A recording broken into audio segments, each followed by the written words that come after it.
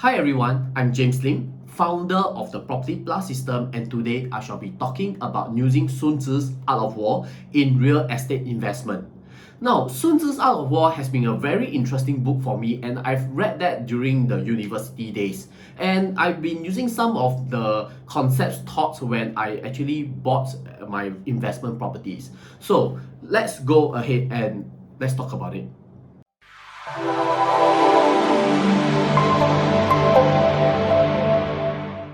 In Sun Tzu's Art of War, there is a total of 13 chapters, and today I shall be talking about 10 chapters that are more relevant to real estate investment. Chapter 1. Laying Plans. Now, the general who wins a battle make many calculations before the battle is fought. The general who loses a battle makes few calculations beforehand. Thus, do many calculations lead to victory, and few calculations lead to defeat. It is by attention to this point that I can foresee who is likely to win or lose. Preparation can lead to victory. A lack of preparation will certainly lead to defeat. Now, why is chapter 1 very important? This is basically the core principle of Sun Tzu's Art of War. Okay, so firstly, I'd like to share with you, you have to know the property attributes. Know your selling point and the advantages of each and every single property. Find favorable factors that are unique to this property before you invest into it. Examine the market situation thoroughly and continuously analyze the strengths and weaknesses of your competitor properties also. So in this case, what are we talking about? Knowing yourself? You have to know the strength of the properties that you intend to buy. And when we talk about your enemy, it is basically your competitor. Your competitor properties that may go against you. So you have to choose the right one by doing a very thorough research. So what is a characteristic of a good investment property? Number 1, location. When we talk about location, you have to go and figure out which location is actually the best right now. There is the core central region, there's the rest of central region, and there's also the outside central region. If you are uncertain, look at my website, okay, in the link provided, and you can see that right now actually the core central region, it has not reached the prime peak pricing. Therefore, I will still advise my clients to invest in the core central region as of this year. Okay, in future, we will not know. We will have to refer to the graph again in the property price index. Next, look for growth area. When we are investing in properties, we don't just look at emotional needs. We look at the growth. What I mean by growth is you have to know your exit strategy. Look, for example, let's assume that you want to sell your property 10 years later, and that is your holding period. Now, this is the year 2021. 10 years later will be 2031. When we look at our growth area, you have to know in 2031 what are the growth location or that will be up and coming, or what are the MRTs that will be near your doorstep. So when we look at growth location, we look at two things. Number 1, early mover advantage. You are the first person to buy a property around the area before others are entering. Number 2, look for new developments in the area, which includes MRT and amenities. Okay. Number 3, another characteristic we should look out for is the potential of tenant pool. Okay, where are your tenants coming from? Ask yourself that. Okay, and lastly, accessibility and amenities. Basically, we are talking about the MRT, the transport, and also the nearby amenities like your convenience shops. Chapter 2. Waging wars. There is no instance of a country having benefit from prolonged warfare. In war, then let your great objective be victory, not lengthy campaigns. Now, how do I apply waging wars into property investment? Now, here are a few tips that I can give you. Number 1, everyone must profit from victories. We always search for a win-win situation and not a win-lose situation. Okay, what do I mean by a win-win situation? Now, when you buy a property and you intend to make profit and sell it off, how will people be willing to pay a high price for your property? The only way is that they see the value of the property that will be growing. So therefore, when you want to buy a property, Make sure when you exit that time, there is still profit that the next buyer will make, and therefore they are more willing to pay a high price for your property. Okay, do your research and calculations very carefully. Now, once you determine a good property, don't hesitate. Add on it fast, okay, before other people are buy into it. Put it this way, there is many property investors in Singapore, and if you miss out on this chance, likely, within 3 days the property will be taken out. So don't hesitate. Don't delay or fear that you can find a better one. If you have done your research right, okay, once you found one that achieves all your goals or all the points of your research, enter into it. Buy early at launch. Now, there are two concepts that you have to know that I've been discussing about my other videos. That is the year management concept and also the developer pricing strategy. By knowing these two concepts, this is the reason why when developers sell their unit, at the beginning, their first few units that are sold is they just want to cover costs. However, at later stage, what they want to do is to make profit. Therefore, always buy earlier when they are at an early stage where they just want to cover costs, and therefore, at a later stage, they will increase the price. And that is the reason why most of the time I tell my investors to buy new launch, because developers will raise the price, which will increase the valuation of the property.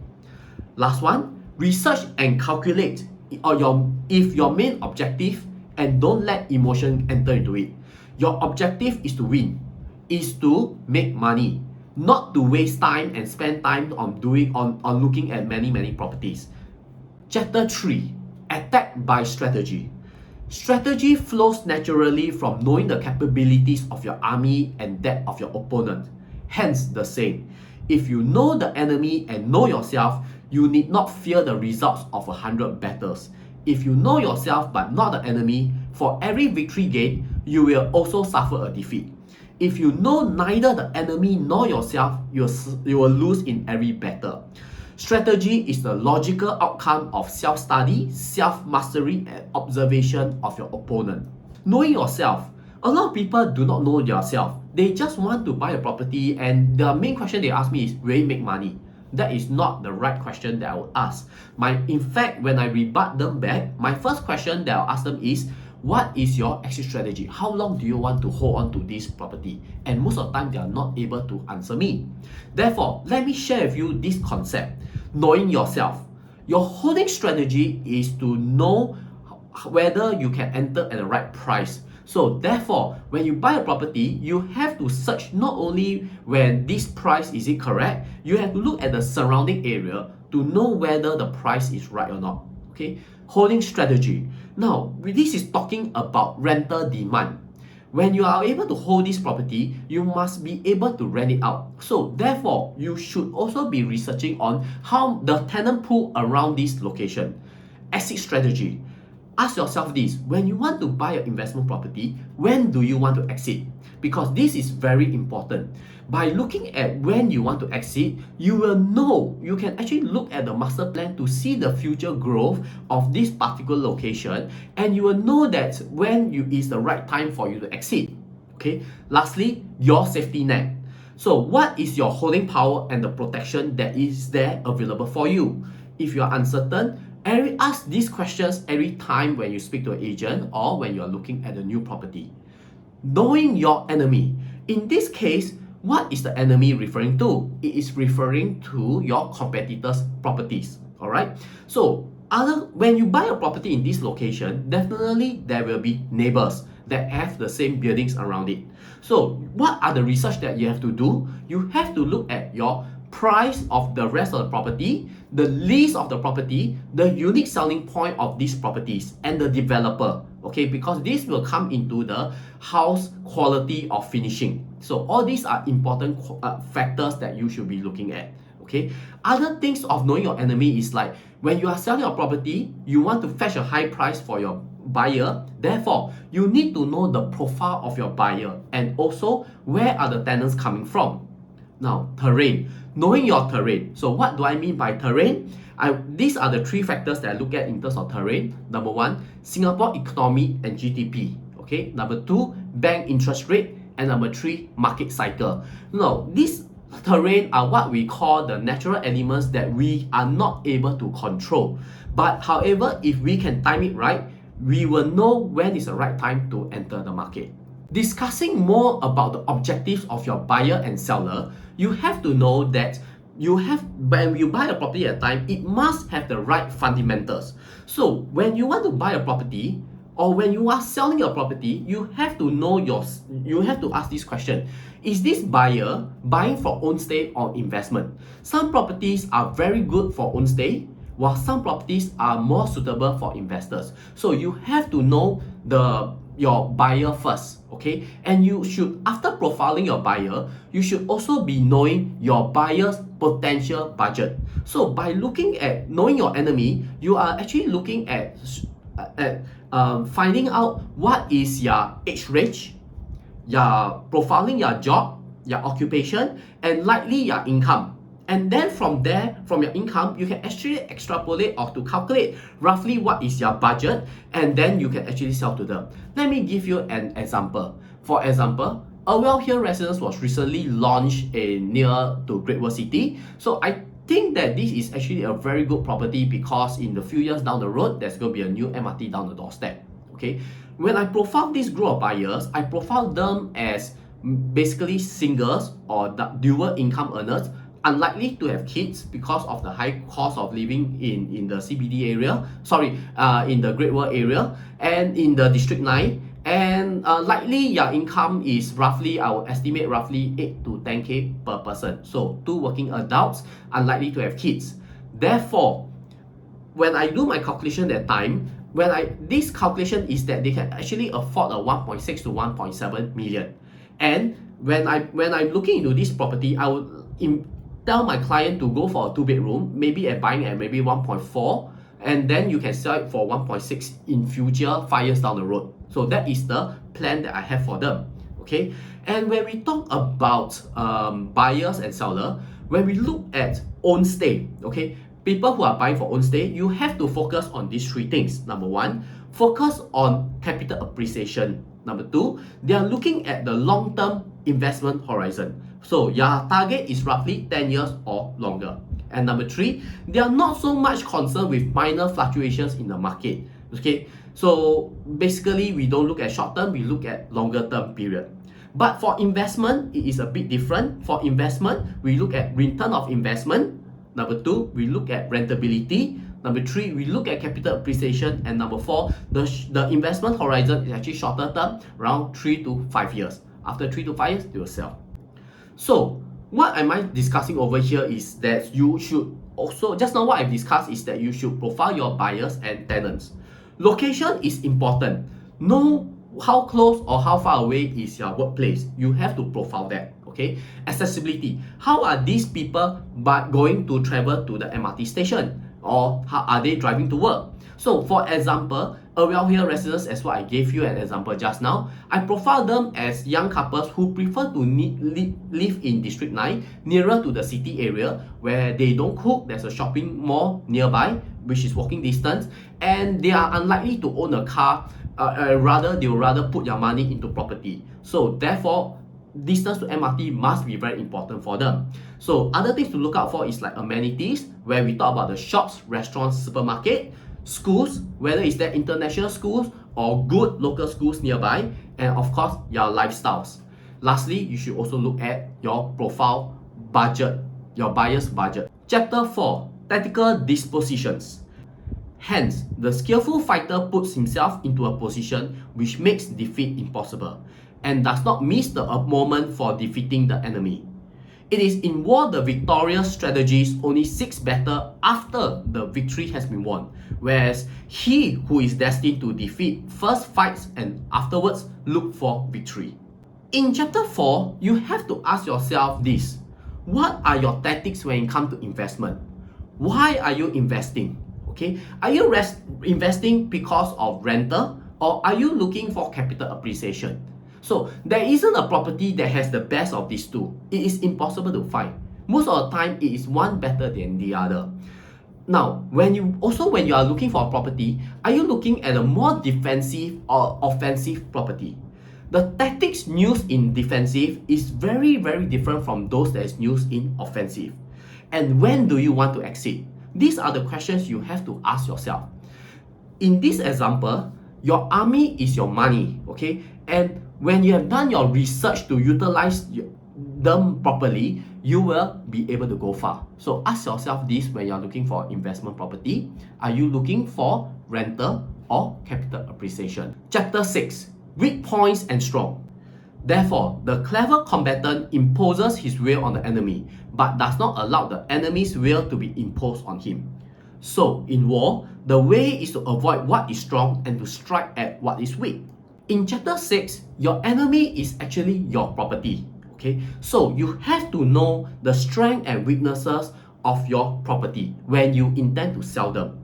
So when you are trying to sell them at a time, you try to hide the weakness such that this property will have a higher value. Okay, and when you market it at a time, always market the strong points of your property.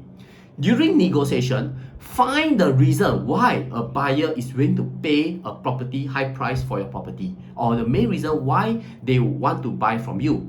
Chapter 7, variations in tactics. There is only 14 points made in this chapter. Sun Tzu built on his biggest points from earlier chapters. Strategy is the logical outcome of knowing your strengths and your opponent's weaknesses. Your goal is to win, and to do so, you must not lose. There are roads which must not follow, enemies which must not attack, towns which must not be besieged, positions which must not be contested, commands of the sovereign which must not be obeyed. In this chapter, how we apply some of the concepts over here is that for certain properties, regardless of how cheap or tempting it is, it should not be touched. In this example, when we talk about some of the enemies which must not be attacked, because you do not know about the information, therefore it is best not to touch these properties. For example, I have many clients who are thinking of buying those properties that are going to en bloc soon, hoping that when they sell, they will make a quick buck. But this is actually not true, and is something that I would like to warn you about. The reason is because, let's say I am the property owner, and with this property that I have been holding for 20 years and is going to en bloc soon, I know that if it's going to en bloc, I will definitely put it off the market and try to en bloc it. But when this property is not able to en bloc, or the en bloc failed, I will definitely put this market out into the market and says that this property is likely going to be en bloc and you can make a quick money of it, therefore I'm willing to sell you. Don't forget, your enemy is also your sellers. The seller will always want to fetch the highest possible price for your property. Chapter 10, terrain. In chapter 10, we focus on your options. Know your battlefield. Arrive early and get into the best position. And how do I mean by that? We look into the first mover advantage.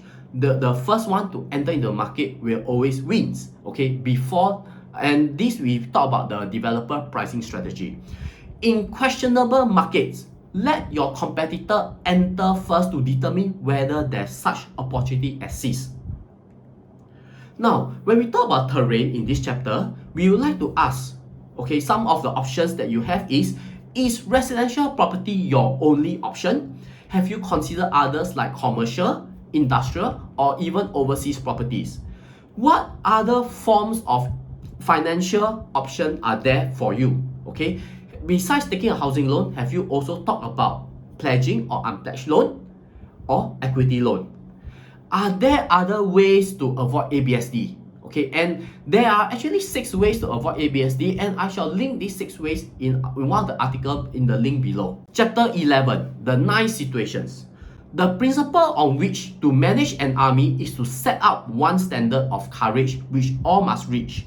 In this chapter, we will talk about having a proper investing system and to invest with the right fundamentals. So, firstly, how do I apply this from the art of war into real estate investment? Firstly, choose a favorable battleground. Okay, find the area that is right for you. Each opportunity, you must always consider the situation well. Do not attack or defend when you cannot hold on to an advantage. You must have the ability to hold on to your investment property even when we reach a bad area. Okay, for example, right now is the COVID situation. Some investors have no choice but they have to release their property. But with proper financial prudence, you should be able to tide out this right. Speed is essential. Move rapidly and miss no opportunity. What I mean by this is that when you see a good property, you must quickly enter into it. Devise winning plans and actively solicit new resources. What I mean, or how do I apply this in the real estate is you should always re-evaluate your portfolio. Your portfolio should be evaluated at least once a year. Okay, make certain the consequences of failure of the organization are understood. Understand why people fear in property investment. Know the reasons why. Okay, and this is something that most investors don't look into it. So you have, but when you understand why people fear in your property investment, you will realize and you can avoid making all these mistakes. Chapter 12, the attack by fire. If it is to your advantage, make a forward move. If not, stay where you are. There is a proper season for making attacks with fire and special days for starting an extensive fire.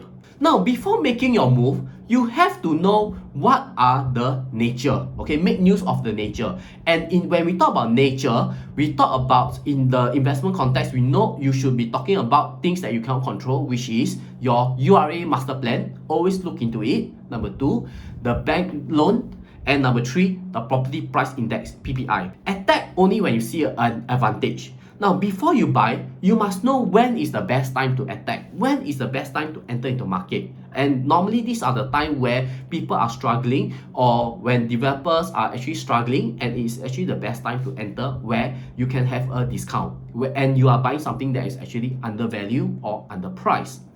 So when we talk about the URA master plan, you should be always looking at the growth area for future developments.